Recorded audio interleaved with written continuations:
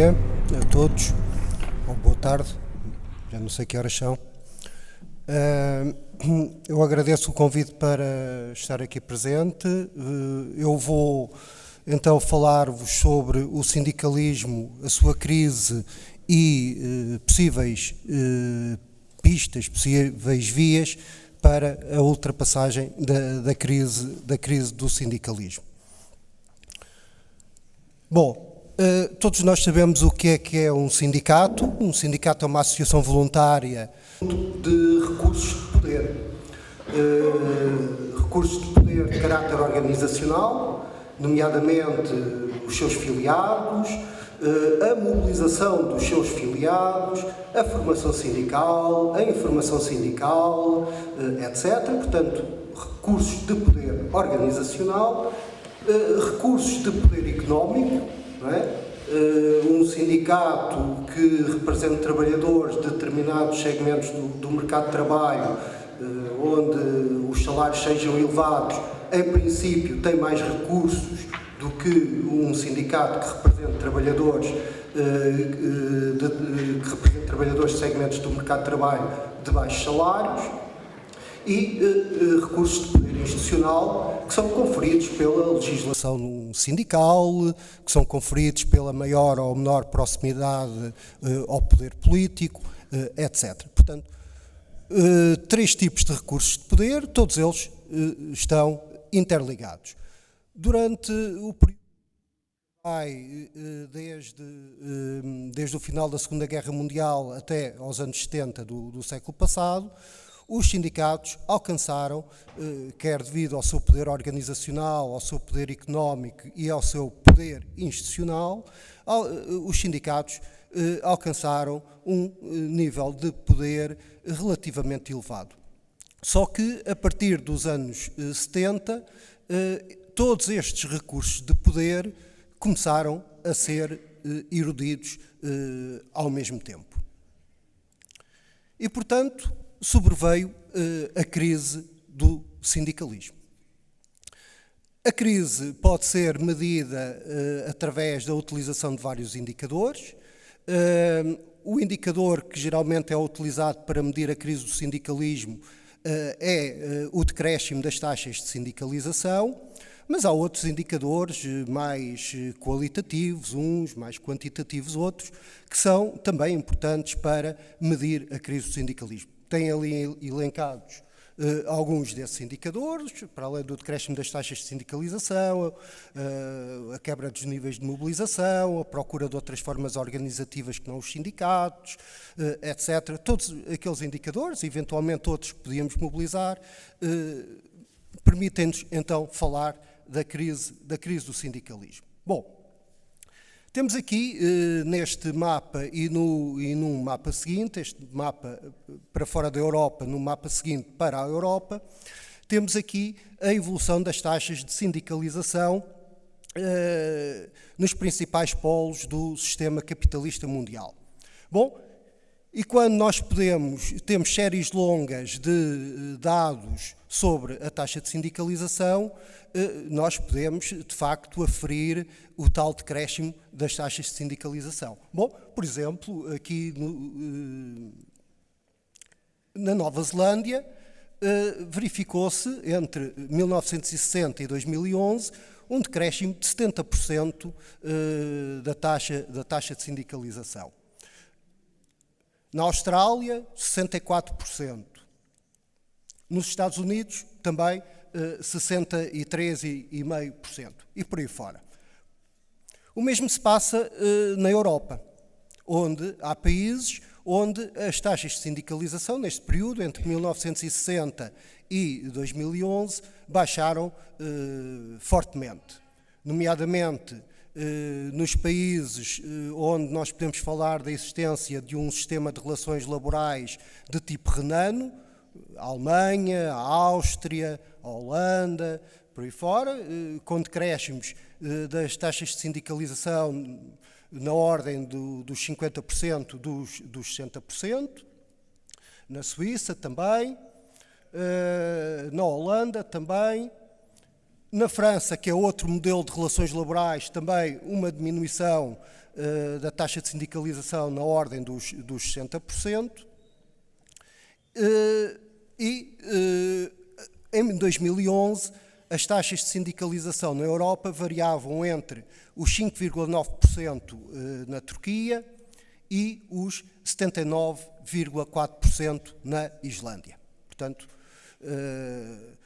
uma baixíssima taxa de sindicalização na Turquia e na França, também aqui com cerca de 8%, e taxas de sindicalização mais elevadas nos países nórdicos, e nomeadamente na Islândia, com 79,5%, digamos. Bom, neste gráfico nós temos a evolução da taxa de sindicalização nos países do sul da Europa. Eu destaquei aqui a tracejado a evolução da taxa de sindicalização em Portugal. Em Portugal, a taxa de sindicalização era de 60% em 78, não é? Em 2011, cifrava-se em 19,3%. Portanto, Portugal é dos países que apresenta a maior quebra de pontos percentuais em termos da taxa de sindicalização e também em percentagem. É dos países que apresenta um maior decréscimo. Eu diria que é o segundo ou terceiro país a nível mundial com maior decréscimo da taxa de sindicalização, só ultrapassado pela Nova Zelândia, como vimos há pouco. Bom, portanto, é esta a situação portuguesa atual, uma taxa de sindicalização à volta dos 19%, 20%. É evidente que eu não vos vou aqui falar de questões metodológicas que têm a ver com o apuramento das taxas de sindicalização. Não faz muito sentido nós compararmos taxas de sindicalização a nível internacional, não faz sentido algum comparar a taxa de sindicalização da Islândia de 79% com a taxa de sindicalização, por exemplo, da Colômbia, que é o país campeão do assassinato de militantes sindicais. Portanto, não faz qualquer sentido comparar, mas, de qualquer forma, o que eu vos quero mostrar aqui é que há esta tendência, de facto, a nível mundial, para um decréscimo das taxas de sindicalização.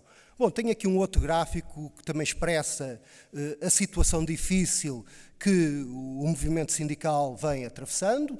Nós temos aqui a evolução dos efetivos sindicais em valores absolutos no Reino Unido entre 1892 e 2010 e, portanto, vemos que em 2010 os efetivos sindicais no Reino Unido eram praticamente metade dos efetivos sindicais existentes em 1979, não é?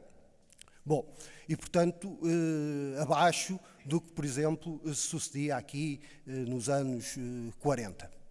Bom, portanto, temos a crise do movimento sindical a nível global. Bom, de qualquer forma, nós temos que precisar melhor os contornos em que consiste esta crise, não é? Porque ela apresenta ritmos e intensidades variadas consoante os países. Sei lá, houve países onde o declínio sindical das taxas de sindicalização é anterior aos anos 70, não é? Já vem de trás. Há outros países que mesmo a partir dos anos 70, quando outros já decresciam e alguns até decresciam profundamente, outros ainda subiam em termos das taxas de sindicalização.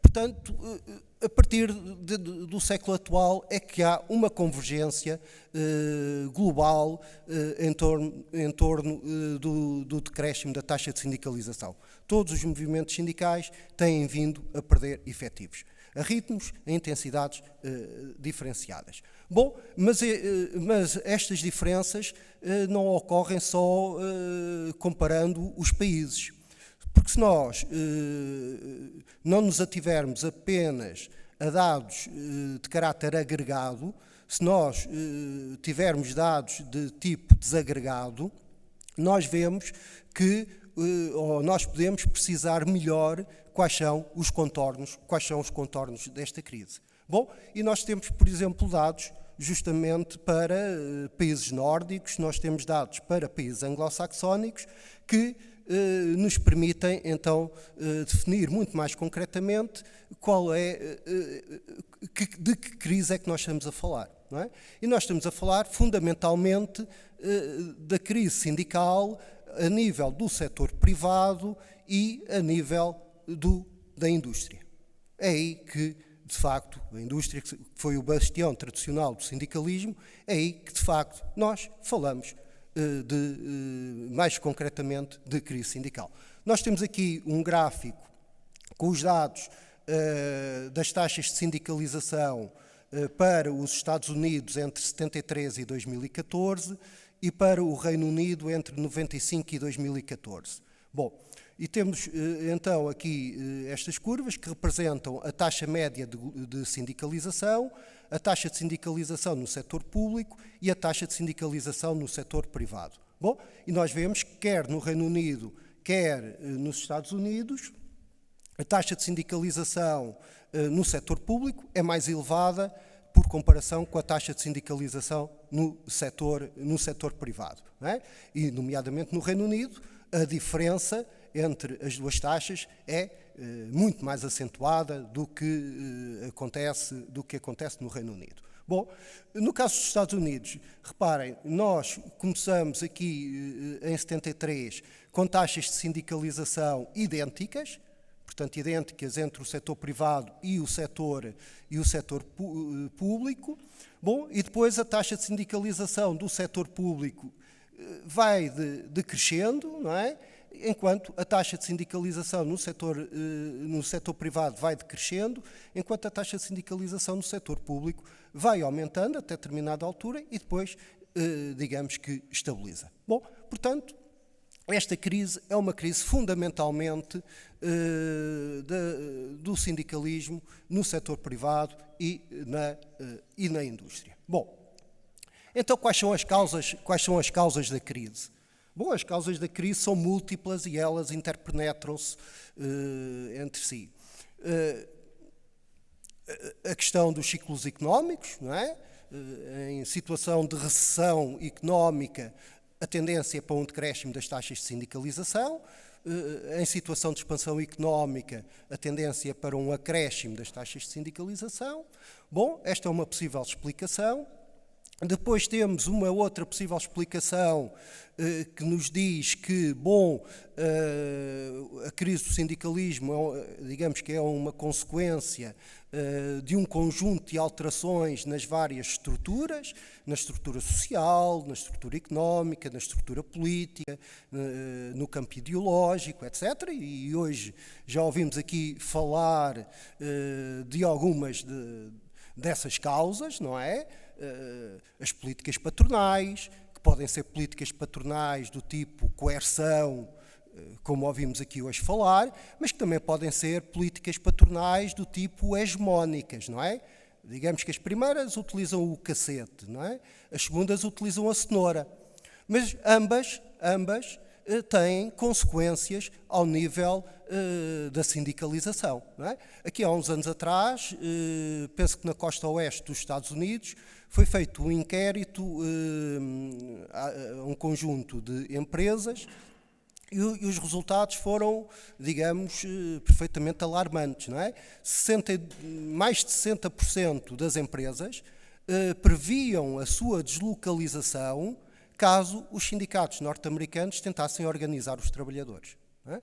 Portanto, políticas patronais, as alterações no mercado de trabalho, com a desregulamentação do mercado de trabalho, as deslocalizações, a desindustrialização, a precarização, as alterações no campo ideológico, no sentido de um cada vez maior individualismo em detrimento da solidariedade, que é um princípio fundador do sindicalismo, etc. Portanto, as privatizações. Bom, eu podia enunciar aqui um conjunto vasto de indicadores que, de facto, são causas também da crise sindical.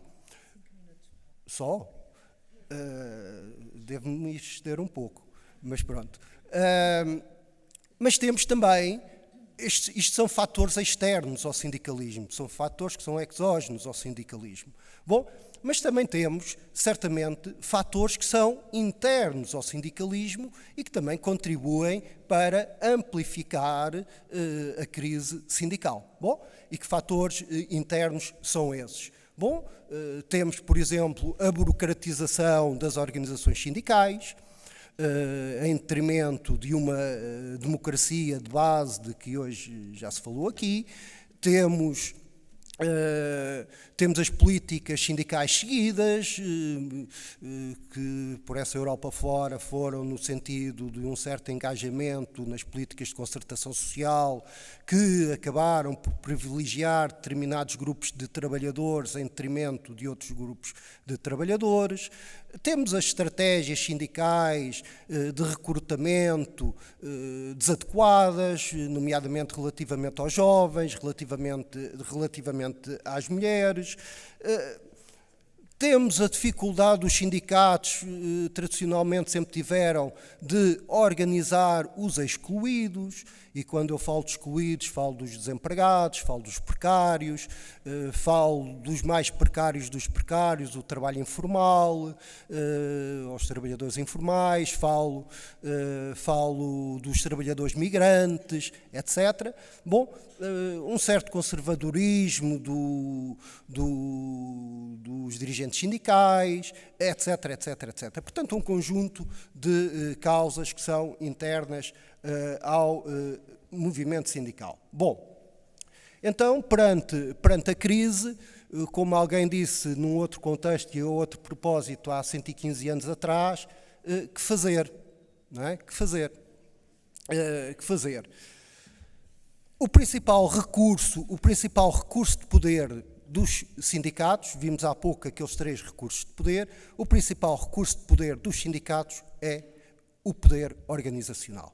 São os sócios, os filiados nos sindicatos, é o seu grau de mobilização. Porque também não interessa ter 100% de sócios e ter 100% de sócios amorfos, não é? Isso já tivemos aqui antes do 25 de Abril, não é? Em que a sindicalização era obrigatória e, portanto, havia taxas de sindicalização na ordem dos 100%, não é? 100%. É importante, a questão dos sócios é importante, mas é importante ter os sócios mobilizados, não é? Portanto, o grau de confiança, os efetivos e a sua representatividade e a mobilização são 3 elementos-chave para revitalizar o movimento sindical. Bom, portanto, rapidamente, o corte com os elementos burocráticos, não é? O corte com a burocratização sindical. Eu não estou a pensar em sindicatos concretos quando estou a falar disto. Eu estou a falar do geral, não é? Do geral do movimento sindical. Bom, portanto, o corte com os elementos burocráticos, no sentido de uma maior democratização organizacional, uma maior democratização organizacional que passa tanto pelo real como pelo virtual, como já irei falar daqui a pouco. Portanto, controle democrático das lideranças, a possibilidade de participação dos sócios, de todos os sócios, sem qualquer exceção, a limitação do número de mandatos, porque não, o reforço da organização sindical de base, porque um sindicato não é um sindicato por ter uma sede. Não é? O Guilherme ontem vinha-me a falar, não era o Guilherme, era o Mauro, do sindicato de cartório, não é? Isso não é um sindicato. Um sindicato é sindicato quando está presente onde os trabalhadores estão presentes. Isso é que é um sindicato. Portanto, o estar presente nos locais de trabalho. Isso é importantíssimo. A comunicação face a face entre o sindicato e os trabalhadores. Bom, já estou a acabar. A melhoria da ligação entre os diversos níveis da estrutura, entre a base e o topo, a eliminação de mecanismos de delegação e de representação, a questão da mobilização. Bom, portanto, este é um aspecto. O corte com os elementos burocráticos. Esta é uma questão central para a revitalização do sindicalismo. Mas os sindicatos podem empreender num quadro de um aprofundamento da sua democracia organizacional. Os sindicatos podem promover também outro tipo de ações que também contribuirão para a sua revitalização, não é? O reforço da ação sindical aos vários níveis, do local ao internacional. E quão difícil tem sido construir a solidariedade entre todos os trabalhadores ao nível internacional, não é? Desde a primeira internacional tem-se mostrado extremamente difícil, não é? O reforço da solidariedade entre as várias organizações sindicais, aquilo a que podemos chamar da solidariedade interna ao movimento sindical. Aquilo a que podemos chamar a solidariedade externa, não é? O estabelecimento de alianças, de coligações, o reforço da ligação com outros movimentos sociais. O sindicalismo tomar também como suas causas que não têm a ver só com as questões laborais, mas com as questões também extralaborais. Sei lá, para vos dar um exemplo, é muito importante nós, os sindicatos, terem ação a nível do ambiente nos locais de trabalho, mas extravasar para o ambiente em termos gerais, não é? Sei lá, os trabalhadores de uma petroquímica, bom, preocupação com o ambiente no local de trabalho, mas com o ambiente em geral, não é? A adoção de um sindicalismo de comunidade pode ser muito relevante, por exemplo, para trabalhar, para organizar os trabalhadores precários, que são trabalhadores nómadas, não é? Numa altura estão num local de trabalho, noutra altura estão noutro local de trabalho, etc. Portanto, um sindicalismo de comunidade, um sindicalismo de capital social, não é? Um sindicalismo que tem a ver com as questões da emancipação individual e coletiva dos trabalhadores, mas que também esteja atento aos problemas individuais dos trabalhadores, não é? Como antigamente, não estou a preconizar o regresso às mutualidades, mas como antigamente as mutualidades tinham esse objetivo, não é? Bom, portanto, um sindicalismo de capital social, a implementação de novas agendas negociais, tendo em conta que, por exemplo, os sindicalizados são cada vez mais um grupo heterogéneo, não é? E nós temos, por exemplo, sindicatos com 2 milhões de sócios, com 1 milhão e tal de sócios, provenientes de fusões entre sindicatos com várias origens e, portanto, há que acomodar isto tudo e há que, então, implementar novas agendas negociais. Renovação de lideranças, sim, e vou concluir, e a utilização criativa da internet. Porque não basta ter uma página na internet, não basta ter presença no Facebook, nas redes sociais, etc. É preciso utilizá-los de determinada maneira. Por exemplo, não é utilizar a internet desta forma que está aqui expressa, não é? Isto não serve para nada, não é? Isto não serve para nada. Portanto, utilizar a internet de forma criativa no sentido da possibilidade da interatividade entre os sócios e o sindicato, tal como nos locais de trabalho. Mas a internet, e há muito quem pugne por um sindicalismo cibernético, se quiserem chamar assim, a internet não substitui aquilo que eu vos dizia há pouco. Não substitui a presença dos sindicatos nos locais de trabalho. A internet é muito importante, mas a comunicação face a face é mais importante do que a comunicação mediada por computador. Okay? Bom, portanto, 3 palavras para terminar. Sindicalizar ou organizar, mobilizar, democracia. São 3 palavras-chave para, no meu entender, para uma revitalização do movimento sindical.